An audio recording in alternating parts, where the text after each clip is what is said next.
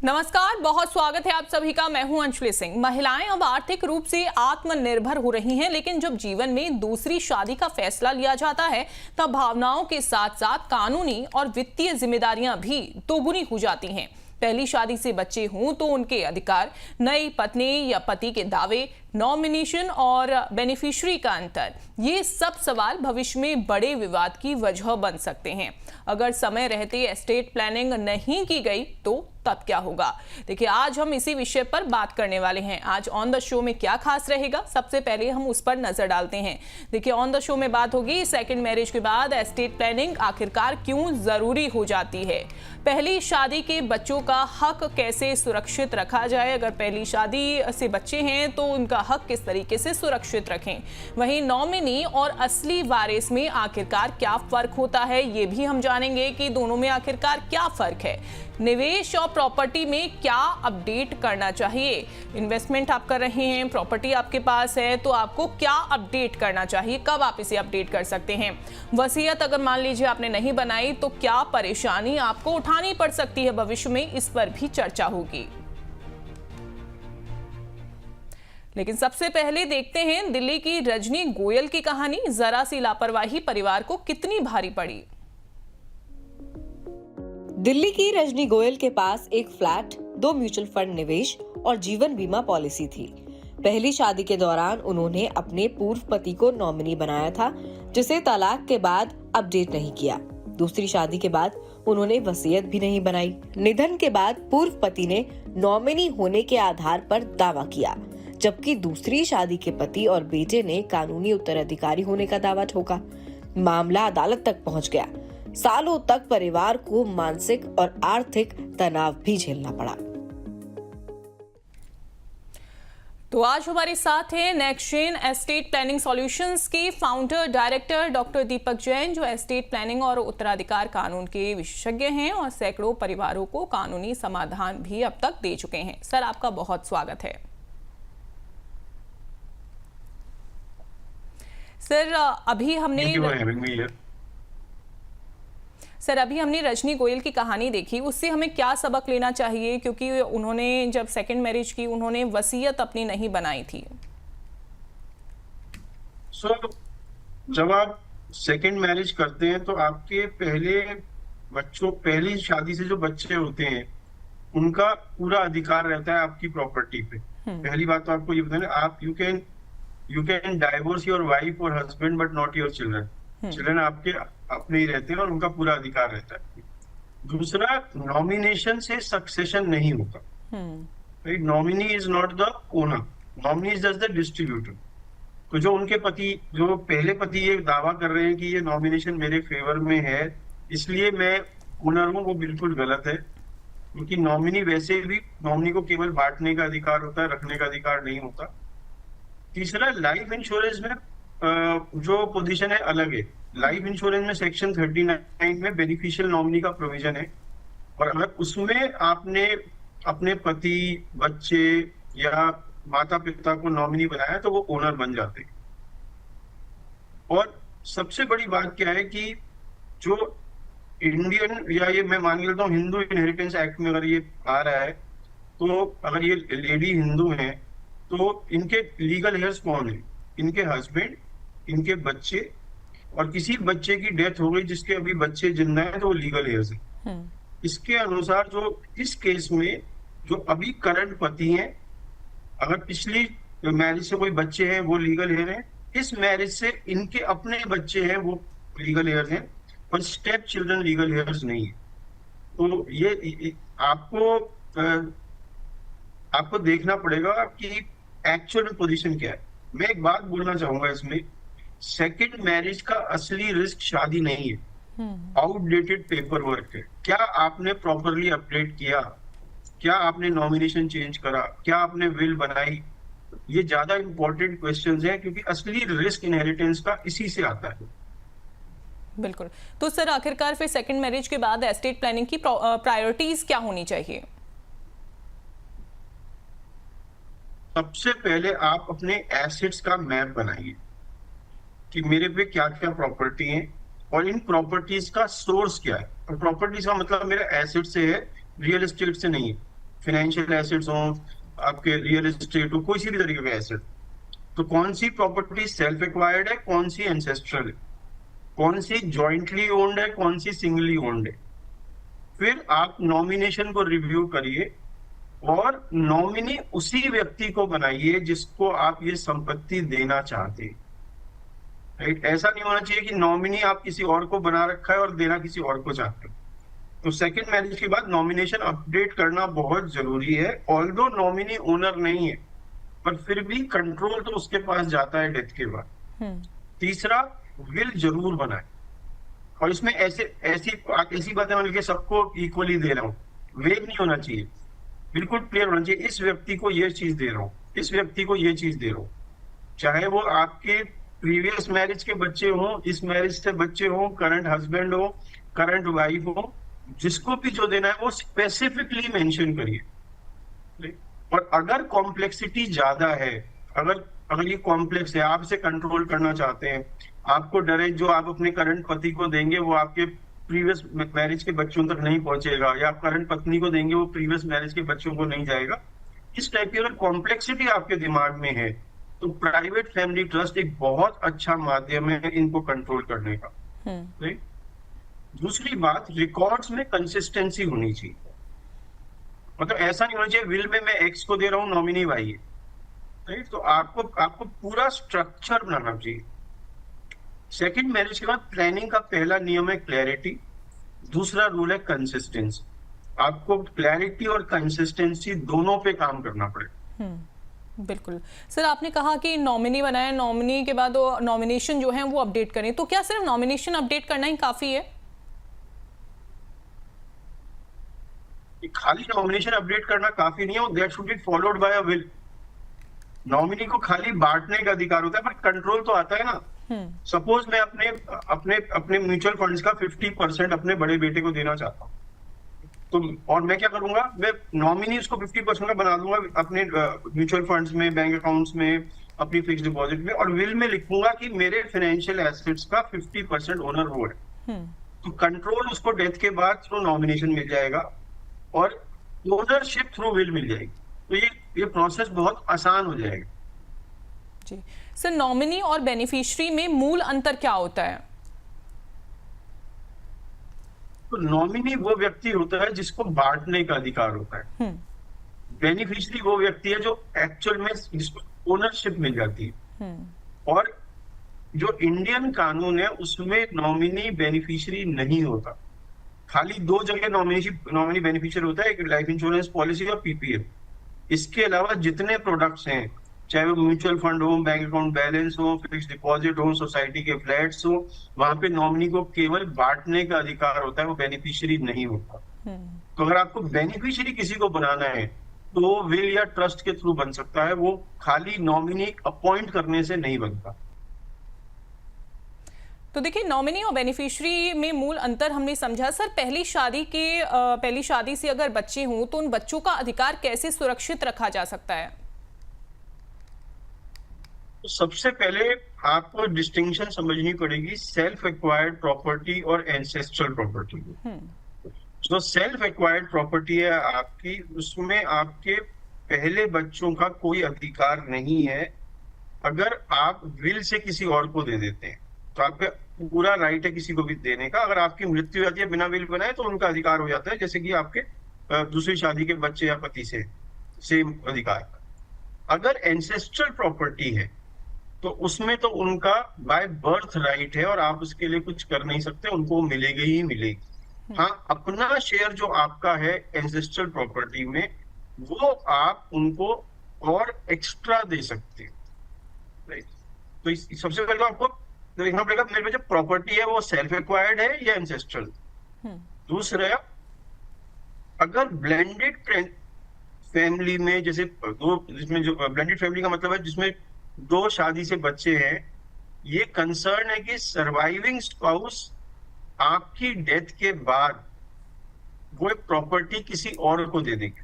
जैसे समझ लो एक लेडी है, उसकी एक शादी हुई, उसने दोबारा शादी करी, अब वो अपने एसेट्स का एक पार्ट अपने सेकंड हस्बैंड को देती है और उसका कंसर्न ये है कि कल को ये जो सेकंड हस्बैंड को जो मैं शेयर दे रही हूँ, वो उतने बच्चों को दे देगा, मेरे बच्चों को नहीं देगा, राइट? तो इसमें आप कई सारी चीजें कर सकते हैं जिससे कि ये चीज ना हो।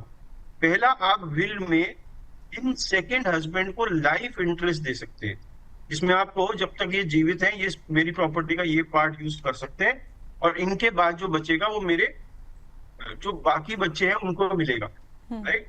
तो मेरे ही बच्चों को मिलेगा, जो इनके बच्चे हैं उनको नहीं मिलेगा। आप एसेट स्पेसिफिक बता सकते हो कि ये वाला एसेट मेरी डेथ के बाद इसको मिलेगा, राइट? तो बहुत सारी चीजें आप अपने जो बच्चे हैं उनके लिए आप स्पेसिफिक एसेट्स को नॉमिनेट कर सकते हो कि ये वाला एसेट लाइफ की इस स्टेज में मिलेगी। जैसे कि मेरे जो बच्चे हैं, अगर जो वो पढ़ाई करने जाएं तो पढ़ाई के लिए पैसा खर्च होगा, राइट? जब उनकी शादी हो तो इतना पैसा जाएगा। तो आप ये सब कर सकते हैं इन अ ट्रस्ट। तो अगर आपको ये कंट्रोल चाहिए ग्रेव से, आप चाहते हो कि मेरी मृत्यु के बाद भी ये कंट्रोल तरीके से जाए, तो प्राइवेट फैमिली ट्रस्ट बहुत अच्छा तरीका है, राइट? अगर आप स्टेप चिल्ड्रन को भी बराबर प्रोटेक्शन देते हैं, इमोशनल एजम्पशन पे ना चले, लीगल एडॉप्शन ना हो, तो स्टेप चाइल्ड का कोई भी राइट नहीं है आपकी प्रॉपर्टी पे। तो जो हिंदूज हैं उनमें स्टेप चिल्ड्रन का कोई राइट नहीं होता प्रॉपर्टी पे। प्रॉब्लम क्या होती है, जो आपके जो करंट हस्बैंड है उनके वो स्टेप चिल्ड्रन नहीं है, उनके वो अपने बच्चे हैं, तो उनके थ्रू जाने का रिस्क होता है, जिसको हम ओवरकम कर सकते हैं by creating a life interest और अ प्राइवेट फैमिली ट्रस्ट। जी सर, अलग अलग एसेट्स के लिए अलग अलग बेनिफिशियरी तय करना कितना ज्यादा जरूरी हो जाता है? जो ये ब्लेंडेड फैमिलीज होती हैं, इसमें ये देखा गया है कि हर एसेट का फंक्शन या यूज अलग है, राइट? मेरा जो रेजिडेंशियल होम है वो मेरे स्पाउस और करंट बच्चों की सिक्योरिटी के लिए। म्यूचुअल फंड्स के मेरे जो एसेट्स हैं वो हो सकता है मैं अपने प्रीवियस शादी से जो बच्चे हैं उनकी सिक्योरिटी के लिए यूज करना चाहूँ। इंश्योरेंस का काम लिक्विडिटी प्रोवाइड करना है मेरी डेथ पे और इमीडिएट सपोर्ट देना है मेरे बच्चों को। बिजनेस का मैं इनहेरिटेंस ऐसे चाहता हूँ कि बिजनेस मेरे बाद चलता रहे प्रॉपर तरीके से। तो इसका मतलब ये हुआ, आपको जैसा एसेट है वैसी ही उसकी इनहेरिटेंस की प्लानिंग करनी चाहिए। अगर आप ये कहते हैं कि सारे एसेट एक तरीके से डील होंगे, तो हो सकता है आप किसी के साथ अन्याय कर रहे हैं और दूसरा जो पर्पस है उस एसेट का वो फुलफिल नहीं कर पा रहे, राइट? तो हर एसेट का काम अलग है, इसलिए हर एसेट का अलग सक्सेसर आप तय कर सकते हैं और जनरली करना चाहिए, जिससे कि जो आपका पर्पस है वो मीट हो उस एसेट के लिए। बिल्कुल सर, आप अक्सर कहते हैं कि विल बनाना बहुत ज्यादा जरूरी है, लेकिन मान लीजिए वसीयत अगर किसी ने नहीं बनाई है, अब ऐसे में कानूनी प्रोसेस सर कैसा होता है? तो अगर किसी की मृत्यु बिना वसीयत बनाए हो जाती है तो उसके assets as per succession laws divide होते हैं, और इंडिया में ये सक्सेशन लॉज बात पे डिपेंड करते हैं कि आपका रिलीजन क्या है। अगर आप एक हिंदू हैं तो ये हिंदू सक्सेशन एक्ट 1956 के हिसाब से डिस्ट्रीब्यूट होंगे। अगर आप मुस्लिम हैं तो मुस्लिम सक्सेशन एक्ट 1937 के हिसाब से डिस्ट्रीब्यूट होंगे। अगर आप क्रिश्चियन हैं तो इंडियन सक्सेशन एक्ट 1925 के हिसाब से डिस्ट्रीब्यूट। और इन एक्ट्स में आपकी मृत्यु के बाद संपत्ति किसको जाएगी वो अलग अलग है। जैसे हिंदूज में अगर आप हिंदू पुरुष हैं तो आपके लीगल हेयर्स जो क्लास 1 लीगल हेयर्स हैं वो आपकी मदर, आपकी वाइफ, आपके बच्चे, और किसी बच्चे की डेथ हो गई तो उसके बच्चे और स्पाउस को मिल जाते हैं। क्रिश्चियंस में 1/3 प्रॉपर्टी आपके स्पाउस को मिलती है, 2/3 आपके सारे बच्चों में बढ़ जाती है। मुस्लिम्स में ये और भी कॉम्प्लिकेटेड है। तो पहली चीज तो आपको ये जाननी जरूरी है कि मेरे लीगल हेयर्स कौन है अगर मैंने विल नहीं बनाई तो। दूसरा, जब आपकी डेथ हो जाती है तो इसको एनफोर्स करने की एक कानूनी प्रक्रिया है अगर आपने विल नहीं बनाई, जिसमें होता है लीगल हेयर सर्टिफिकेट लेना है, प्रॉपर्टी को म्यूटिएट कराना है, अगर कोई व्यक्ति अपना हिस्सा छोड़ रहा है तो रेवोकेशन डीड या रिलीज डीड बाकियों के फेवर में बनाता है। तो वो एक पेचीदा काम है, पर ये सब बच सकता था अगर आप एक प्रॉपर विल बनाकर चले जाते जिसमें आप लिखते मैं अपने बाद अपनी संपत्ति या ये वाली संपत्ति इस व्यक्ति को देना चाहता। तो बहुत जरूरी है कि हम अपने बच्चों के लिए परेशानी ना छोड़ें क्लैरिटी छोड़े। बिल्कुल और क्लैरिटी आती है विल बनाने से। बिल्कुल, तो क्लैरिटी विल बनाने से ही आती है, इसलिए विल बनाना बहुत ज़्यादा ज़रूरी है। अब देखिए, अमर उजाला बोनस के अलग अलग प्लेटफॉर्म्स पर बड़ी संख्या में दर्शकों के कुछ सवाल भी आ गए हैं। उनमें से कुछ सवालों को हम अपने इस प्रोग्राम में शामिल कर लेते हैं जल्दी से। पटना से सवाल आया है रश्मि मिश्रा का। सर, इन्होंने पूछा है कि मेरी पहली शादी से 2 बच्चे हैं, दूसरी शादी के बाद संपत्ति कैसे मिलेगी? अगर आपकी पहली शादी से 2 बच्चे हैं और आपने दोबारा शादी कर ली है और इस करंट शादी से कोई बच्चे नहीं है और आपने विल नहीं बनाई और आपके पास सेल्फ एक्वायर्ड प्रॉपर्टी है और मैं मान के चल रहा हूं आप एक हिंदू हैं, तो आपकी संपत्ति आपके पति और जो 2 बच्चे हैं उनमें बराबर बांट दी जाएगी, मतलब 1/3 हर एक को मिलेगा। आपके स्टेप चिल्ड्रन, जो आपके पति के अगर एग्जिस्टिंग बच्चे हैं इस शादी से पहले, उनको कोई संपत्ति नहीं जाएगी। राइट? तो दूसरी शादी के बाद ऑटोमेटिकली सब कुछ नए स्पाउस को नहीं जाता और पहली शादी के बच्चे ऑटोमेटिकली बाहर नहीं होते। क्या आप इसमें कुछ चेंज कर सकते हैं? अपनी विल बनाकर आप ये किसी को भी दे सकते हैं, पर अगर आपने विल नहीं बनाई तो ऐसा ही हो। बिल्कुल। रचना शर्मा का सवाल आया है सहारनपुर से। उन्होंने पूछा है सर कि क्या नॉमिनी ही असली मालिक होता है? हालांकि इसका जवाब आप पहले दे चुके हैं, लेकिन मैं चाहूंगी एक बार आप रचना जी को भी समझा दीजिएगा, क्या नॉमिनी ही असली मालिक होता है? हर एसेट में नॉमिनी मालिक नहीं होता, केवल 2 एसेट्स में नॉमिनी मालिक होता है। एक है लाइफ इंश्योरेंस पॉलिसी, दूसरा पीपीएल। इसके अलावा जितने भी एसेट्स हैं उसमें नॉमिनी का अधिकार केवल संपत्ति को बांटना है, एसेट को बांटना है। और बांटते वक्त दो प्रोबेबिलिटी हो सकती है, या तो इस व्यक्ति की डेथ विल बनाकर हुई है या बिना विल बनाई। अगर विल बनाकर हुई है तो विल में जिसको लिखा है उसको नॉमिनी को देना पड़ेगा ये एसेट। अगर विल बनाए बिना हुई तो सक्सेशन एक्ट के हिसाब से जो क्लास 1 लीगल हेयर्स हैं उनमें बांटना पड़ेगा। दोनों ही केसेस में नॉमिनी ओनर नहीं बनता, उनको केवल बांटने का अधिकार मिलता है। बिल्कुल, तो नॉमिनी को केवल बांटने का अधिकार होता है, वो प्रॉपर्टी का असली मालिक नहीं होता है। अलीगढ़ से सवाल कविता चौधरी का। इन्होंने पूछा है सर कि क्या पति की संपत्ति पर सौतेले बच्चों का अधिकार होता है? ये सवाल जो है ना, ये चेंज होता रहेगा एज पर रिलीजन। हिंदूज में नहीं होता। तो अगर आप एक हिंदू इंटेस्टेट सक्सेशन में सन और डॉटर तो लिस्टेड हैं, पर स्टेप सन और स्टेप डॉटर लिस्टेड नहीं है एज इनहेरिटर्स। पर अगर आप मुस्लिम या क्रिश्चियन हैं तो स्टेप सन या स्टेप डॉटर का सेम राइट है जो आपके बच्चों का। दूसरा, सेल्फ एक्वायर्ड प्रॉपर्टी में आपके बच्चों का राइट है। जो इनहेरिटेड प्रॉपर्टी है, जो मतलब एंसेस्टर प्रॉपर्टी है, उसमें उनका आपकी प्रॉपर्टी पे अपने आप राइट नहीं आएगा, वो केवल विल बनाकर आप उन्हें दे सकते हैं और उनका जो राइट है वो आप ले नहीं सकते। राइट? तो सिर्फ स्टेप चिल्ड्रन होने से ऑटोमेटिक राइट हर केस में नहीं बनता। हाँ, एडॉप्शन से आप स्टेप चाइल्ड को अपना चाइल्ड बना लें तो उसका राइट हिंदूज में भी सेम आ जाएगा। बिल्कुल, तो उम्मीद करते हैं कविता जी आपको अपने सवालों का जवाब मिल गया होगा। सर, सेकंड मैरिज में प्रॉपर्टी विवाद की जो संभावनाएं हैं वो क्यों बढ़ जाती है? क्या इसका एक रीजन ये है कि विल नहीं बनाई या फिर कोई और भी रीजन है? तो सेकंड मैरिज में बहुत सारे एक्सपेक्टेशन ग्रुप्स बन जाते हैं अलग तरीके। पहला है आपका करंट स्पाउस, फिर है फर्स्ट मैरिज से जो चिल्ड्रन हुए, फिर सेकंड मैरिज से जो चिल्ड्रन हुए, एल्डरली पेरेंट्स, एक्स स्पाउस से जो आपने कागज पूरे नहीं करे या कागज अपडेट नहीं करे, उसके कारण विवाद क्रिएट होता है। राइट?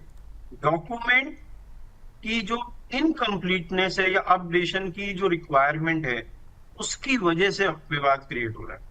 तो अगर आप प्रॉपर डॉक्यूमेंटेशन करते हैं, प्रॉपर विल करते हैं, नॉमिनेशन को अपडेट करते हैं, जहां पे जॉइंट अकाउंट्स थे पहले स्पाउस के साथ, उन अकाउंट्स को बंद करते हैं, अपना हिस्सा निकाल कर नया सिंगल नाम पे अकाउंट खोलते हैं, तो आप इन सब चीजों से बच सकते हैं। तो बहुत जरूरी है कि हर व्यक्ति जिसकी सेकंड मैरिज हो रही है वो इस बात को चेक करे कि मेरी पहली मैरिज के जो एग्जिस्टिंग डॉक्यूमेंट्स हैं या करंट ओनरशिप स्ट्रक्चर है, उसमें क्या चेंजेस मुझे करने पड़ेंगे जिससे कि मेरी जो इंटेंशन है वो पूरी तरह पूरी हो जाए। बिल्कुल। कुछ और दर्शकों के देखिए सवाल भी आ गए हैं हमारे पास, जल्दी से उन सवालों को हम शामिल कर लेते हैं एक बार फिर से। लेकिन एक बार मैं आपको ये जरूर बता दूं कि अगर आप अपना सवाल पूछना चाहते हैं तो देखिए आप अपना सवाल बहुत ही आसान तरीके से पूछ सकते हैं, हमारे शो से जुड़ भी सकते हैं। अपना सवाल भेजने के लिए आपको बस अपने व्हाट्सएप नंबर पर एस्टेट लिखना होगा, ESTATE, और उसके बाद हमें अपना सवाल टाइप करके भेज देना है 9354027995 पर।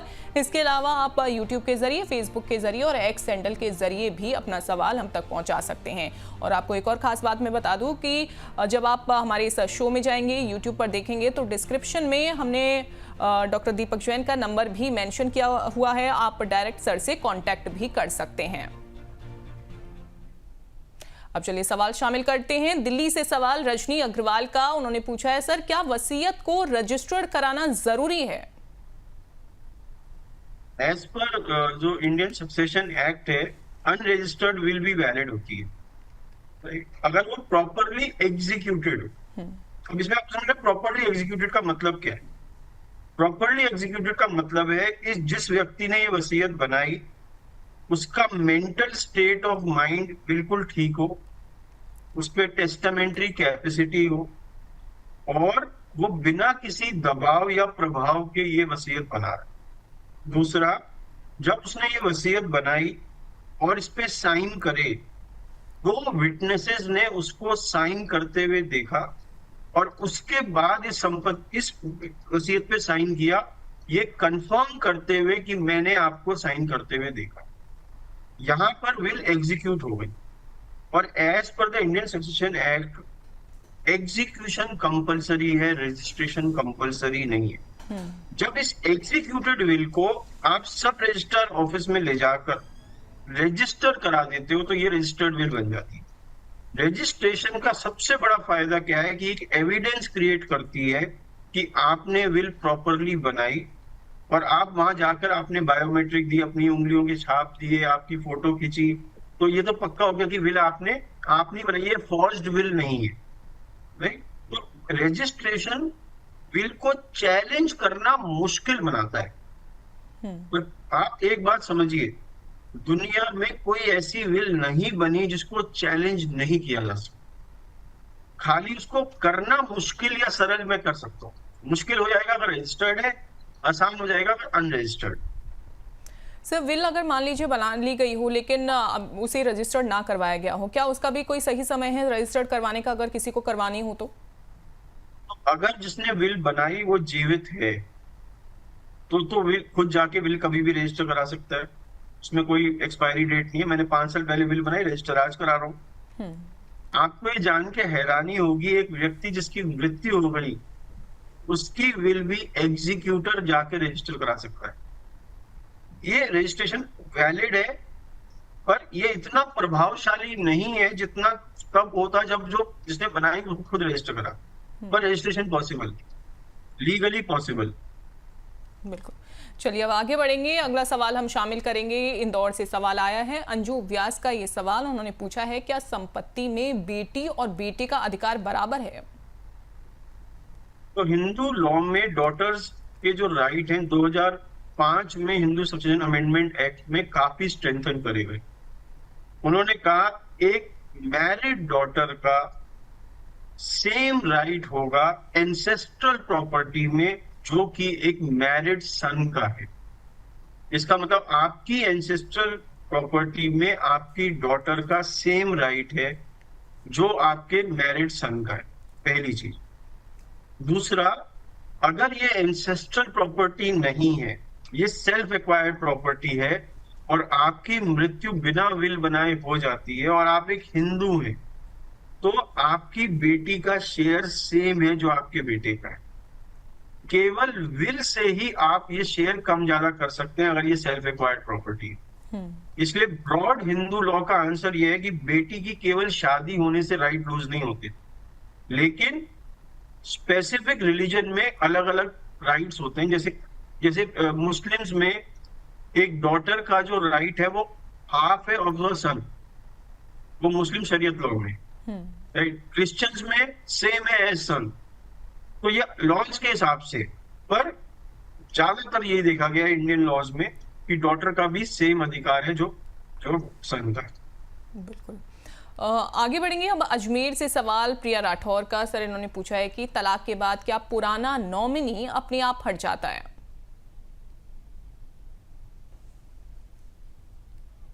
इसका कोई सीधा आंसर नहीं है, राइट। देखिए, जब आपने तलाक किया वो तो आपने कोर्ट में किया, और जो नॉमिनेशन है वो उस इंस्टीट्यूशन में है जहां पे वो एसेट पड़ा। अब मैंने अगर नॉमिनेशन सपोज अपने म्यूचुअल फंड में अपने पूर्व हस्बैंड का किया हुआ है, तो म्यूचुअल फंड कंपनी को कैसे पता चलेगा कि तलाक हो गया, राइट। पर आपको एक बात याद रखनी पड़ेगी, nominee is not the owner, they are just the caretaker and distributor. अगर ये म्यूचुअल फंड कंपनी इस पहले पति को ये पैसा दे भी देती है तो उसका इस पे कोई अधिकार नहीं है, क्योंकि उसको डिस्ट्रीब्यूट करना पड़ेगा लीगल हेयर्स या विल में जिसको मैंने बेनिफिशियरी बनाया हुआ है। तो क्वेश्चन ये नहीं है कि नॉमिनेशन खत्म हुआ या नहीं, क्वेश्चन ये है कि यार नॉमिनी का अधिकार क्या है। उसका अधिकार तो केवल बांटने का है, उससे ओनरशिप होती ही नहीं, राइट। पर बहुत जरूरी है कि आप नॉमिनेशन अपडेट करें। अब इसमें एक बहुत इंटरेस्टिंग केस आता है लाइफ इंश्योरेंस पॉलिसी। जैसे मैंने आपको बताया, लाइफ इंश्योरेंस पॉलिसी में सेक्शन 39 को अमेंड करा गया सन 2017 में इंश्योरेंस अमेंडमेंट एक्ट में, जिसमें उन्होंने बेनिफिशियल नॉमिनी अपॉइंट करा, और उन्होंने कहा अगर नॉमिनी आपके माता पिता, पति या पत्नी, बेटा या बेटी में से कोई भी हो तो वो बेनिफिशियल नॉमिनी कहलाएंगे, और बेनिफिशियल नॉमिनी को क्लेम का पैसा मिलेगा to the exclusion of other legal heirs. अब सपोज आपने अपनी लाइफ इंश्योरेंस पॉलिसी में अपने पूर्व पति को अभी तक नॉमिनी बनाया और चेंज नहीं करा, तो वो बेनिफिशियल नॉमिनी नहीं रहे, क्योंकि वो जो संबंध है वो तो संबंध टूट चुका है, वो आपके पति नहीं है। तो उनको अब ये पैसा बांटना पड़ेगा इंस्पाइट ये इंश्योरेंस है, राइट, और आपकी लीगल हेयर्स को या आपकी विल के अनुसार बांटना पड़ेगा, राइट। तो ऑटोमेटिकली नहीं हटता, पर नॉमिनी का अधिकार इतना सीमित है कि उससे ज्यादा फर्क नहीं पड़ेगा। बिल्कुल, लेकिन कोशिश आप करिए कि नॉमिनी आप अपडेट जो है वो जरूर करवा लें। सर, एस्टेट प्लानिंग में प्री नप्शियल एग्रीमेंट की भूमिका क्या होती है? मैं चाहूंगी कि एक बार आप प्री नप्शियल एग्रीमेंट को भी आप थोड़ा सा समझाइएगा हमारे दर्शकों को।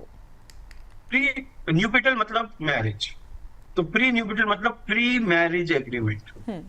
तो शादी से पहले would be husband and wife एक एग्रीमेंट साइन करते हैं जिसमें वो लिखते हैं कि शादी से पहले ये चीज मेरी है, ये चीज आपकी है, और कल को हम अगर अलग हुए तो ये आपका रहेगा, ये मेरा रहेगा। मतलब हम पहले ही तय कर लेते हैं कि कल को हम अगर अलग हुए तो हमारा अधिकार किस किस संपत्ति में कैसे कैसे होगा। तो मैं इसको एक अलग तरीके से बोलता हूँ, before we agree to something we agree to disagree, right. तो ये है प्री न्यूपिटल एग्रीमेंट। इंडिया में प्री न्यूपिटल एग्रीमेंट जो फैमिली एक्ट है उसमें अप्रूव्ड नहीं है, उसमें मान्य नहीं है, पर कॉन्ट्रैक्ट एक्ट में ये वैलिड हो सकता है। इसलिए ये एक ग्रे एरिया है ऑफ द लॉ। कई बार कोर्ट इसे एक एग्रीमेंट मान लेते हैं कि एक सिस्टम तो आपने तय किया था डिवीजन का, पर ये इतना ज्यादा कानूनी मान्य नहीं है जितना कि कई और देशों में। और सुप्रीम कोर्ट में एक फॉरेन प्री न्यूपिटल एग्रीमेंट आया जिसको उन्होंने एनफोर्समेंट रिस्ट्रेन कर दिया कि इंडिया में ऐसे एग्रीमेंट नहीं होते। तो ये इंडिया में अगर मैं आज की बात करूं, ये एक सपोर्टिंग डॉक्यूमेंट हो सकता है, और स्टैंड अलोन इनहेरिटेंस शील्ड नहीं है। बिल्कुल। सर, एक आखिरी सवाल, अगर आज कोई सेकंड मैरिज में है और अब तक एस्टेट प्लानिंग उसने नहीं की है तो उसे सबसे पहले कौन से 3 कदम उठाने चाहिए, और साथ ही महिलाओं के लिए अलग से क्या सावधानियां जरूरी हैं? तो अगर आप एक वुमेन है, फाइनेंशियली इंडिपेंडेंट है और सेकंड मैरिज में जा रहे हैं, तो सबसे पहले अपने प्री मैरिटल एसेट्स की लिस्ट बनाएं जो प्रीवियस शादी से है। फिर पोस्ट मैरिटल एसेट्स की लिस्ट बनाएं, नॉमिनेशंस को चेक करें, इंश्योरेंस डीमेट फोलियोज और डिजिटल रिकॉर्ड्स को क्लियरली सेग्रीगेट करें। लाइफ इंश्योरेंस में नॉमिनेशन बहुत सिग्निफिकेंट है, और चेक करें कि इसमें आपने नॉमिनी किसको बनाया है और क्या आप इसी को पैसे देना चाहते हैं। अगर आपकी पहली मैरिज से बच्चे हैं तो एजम्पशन अवॉइड करें कि मेरे बाद सब संभाल लेंगे। लिखित इंस्ट्रक्शंस दीजिए, विल बनाएं, सब्स्टिट्यूट एग्जीक्यूटर बनाएं। हो सकता है आपने एग्जीक्यूटर अपनी प्रीवियस विल में अपने पुराने पति को बना रखा हो। आपके अगर माइनर बच्चे हैं तो आप उनको किस तरीके से सेफगार्ड करेंगे, इस बारे में सोचिए। अगर आप चाहते हैं कि करंट स्पाउस से आपके प्रीवियस मैरिज के बच्चे प्रोटेक्ट हों, तो life interest plus remainder structure, जिसकी मैंने चर्चा की, वो बहुत इफेक्टिव हो सकता है। और एक प्राइवेट फैमिली ट्रस्ट इन सब चीजों में आपकी हेल्प करेगा to protect your current children from previous marriage, right. तो फाइनेंशियल इंडिपेंडेंस तभी पूरी मानी जाएगी जब लीगल पेपर वर्क भी आपके कंट्रोल में हो। केवल शादी दूसरी करके रिस्क नहीं आता। रिस्क प्रॉब्लम तब आता है जब आप पेपर वर्क अपडेट नहीं करते। बिल्कुल, तो पेपर वर्क अपडेट करना बहुत ज़्यादा ज़रूरी है। सर, बहुत शुक्रिया हमारे साथ जुड़ने के लिए, कीमती समय देने के लिए और इस टॉपिक पर गहराई से बात करने के लिए।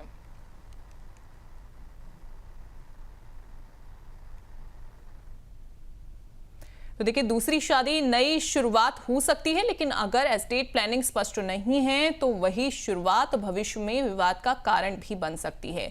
रिश्तों को सुरक्षित रखना है तो दस्तावेज साफ रखें। सोचिए, अगर आपने योजनाएं नहीं बनाई तो तब क्या होगा। इसी के साथ हमें इजाजत दीजिए, अगली बार हम फिर मिलेंगे एक और नए टॉपिक के साथ। नमस्कार।